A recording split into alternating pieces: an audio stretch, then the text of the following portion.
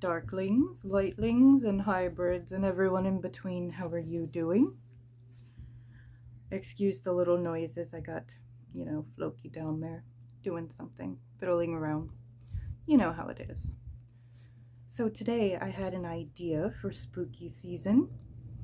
Although I will warn you, it's quite disturbing content. We're going to be exploring some true crime and some tales on the dark web.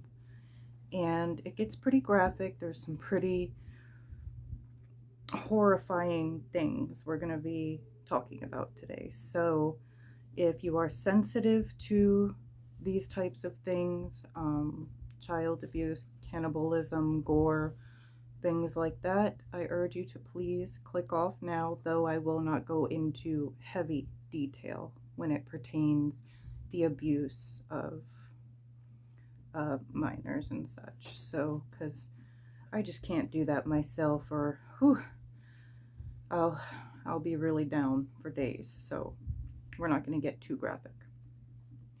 But let's explore. Surface web only covers 2% of the internet.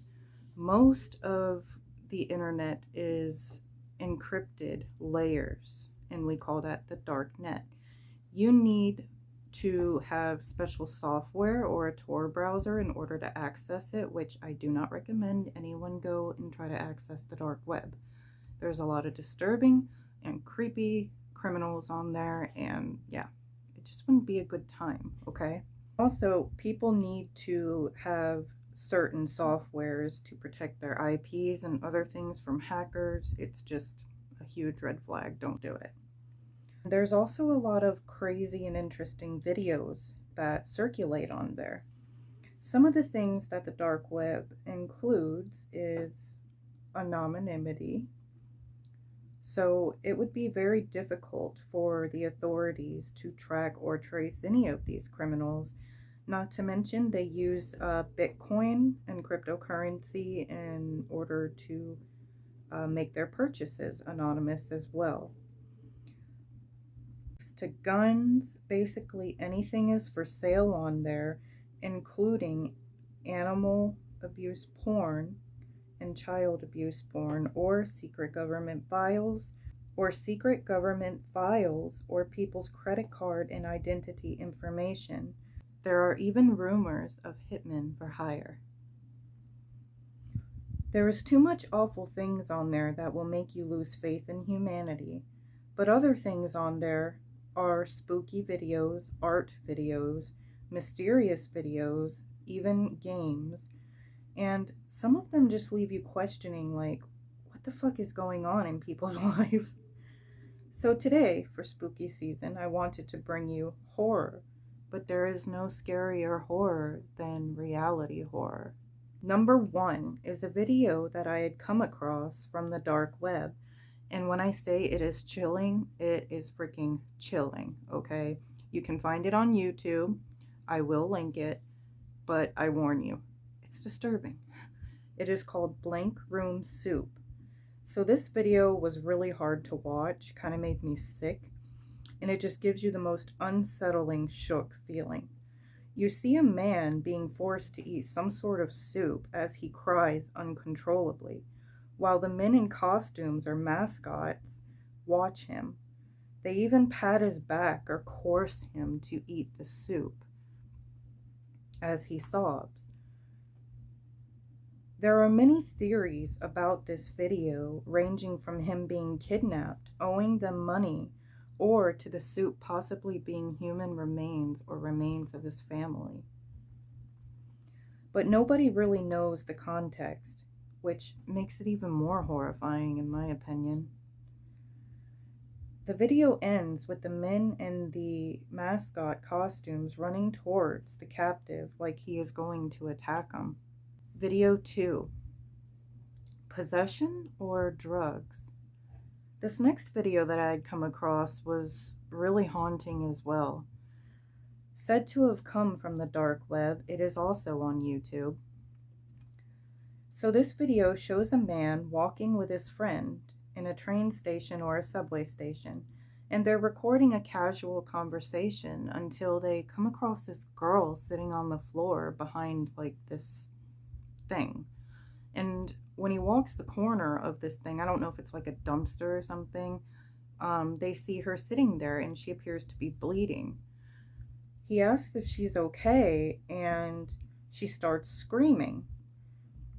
Her body begins to contort and she slides across the floor as trains zoom by. The men yell, "Oh my God," as she begins stabbing herself with a sharp object, like stabbing herself exorcist style, like, there. Yeah. She begins bleeding more from where she stabbed herself, smearing it across the floor, and it ends with herself standing with one last blood-curdling scream as she lunges toward the men. In China? Question mark. So I come across this one as well that is presumed to be from the dark web.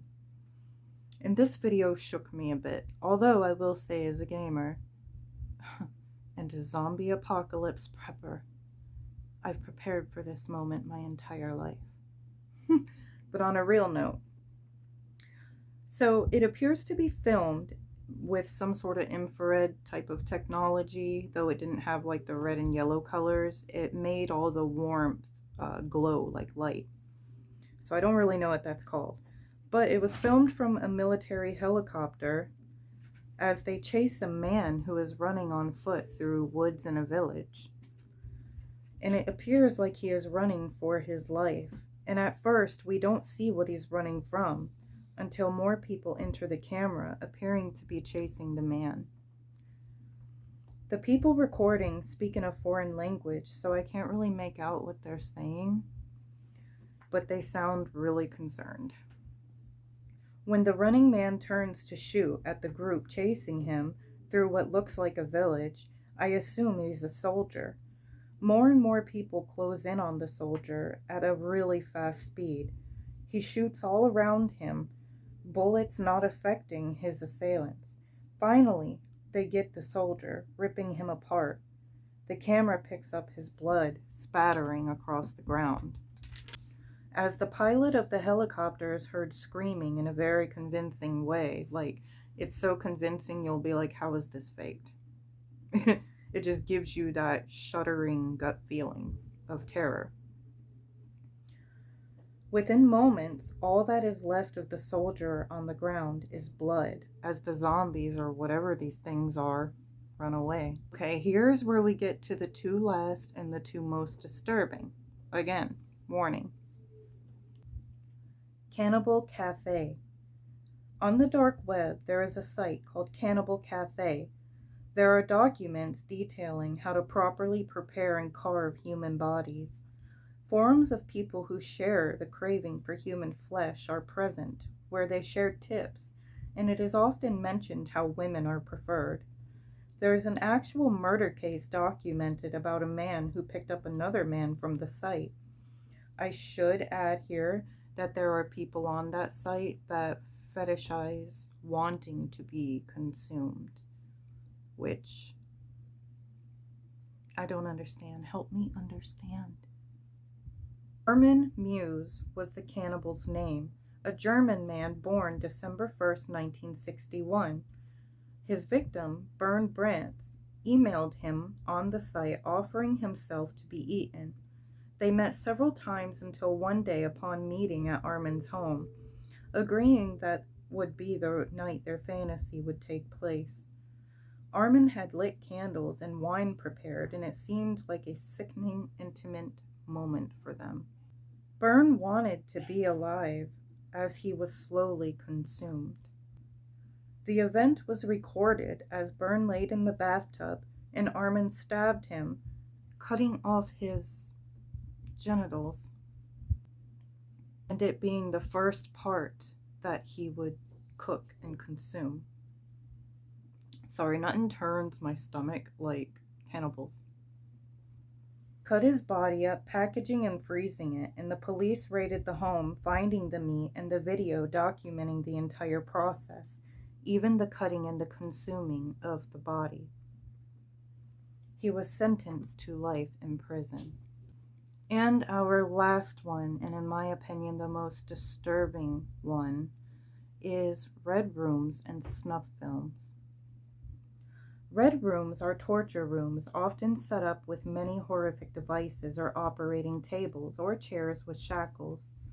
Members of these sites all watch live as a victim is brutalized on stream, often dictated by the audience of what happens to them with payment of Bitcoin.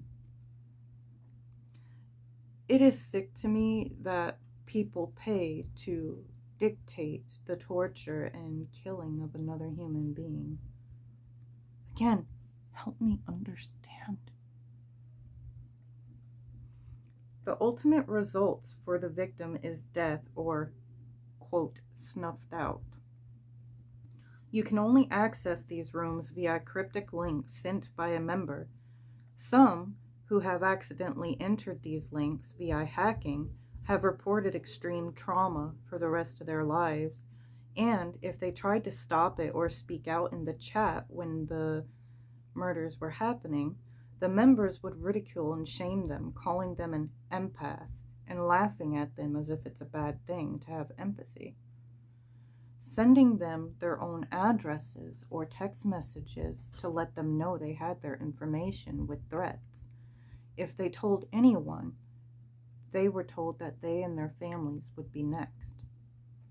A real example of this is the awful case of Peter Scully, an Australian man who did this to many Filipino children with the help of his girlfriends. And I cannot stand this man. There is a video on YouTube, an interview with him on 60 Seconds, I think it's called. And he has no remorse for what he did. And we need the Boondock Saints. We need the Boondock Saints to take care of this man. Okay, that is just my opinion. Anyway, he produced what is called hurtcore content, an awful sick niche of the filming of torturing a victim and watching them break slowly, then taking their lives. Peter Scully is a monster, and it turns my stomach investigating this case or crime. That's why I don't want to get too much into detail here, because this is probably one of the most extreme things and most horrific things I ever looked into. If you look into this case, it's all over Google, it's everywhere. Please be advised, it is gut-wrenching and harrowing. So it is hard to imagine such things exist and horrifying to think about. Other such red rooms have been found and confiscated, and we look at cases like the Toy Box Killer and hope it's a one-off incident. But there is much more terrifying proof out there that the scariest monsters are human, if we can even call them that. Well, I hope you enjoyed this. There's many more darknet stories out there too, so if you did enjoy this, let me know, and I'll do some more. We need to sage after this one, guys. Yes, we do. Yes, we do. We need to sage. Light, light, light, light. My fan.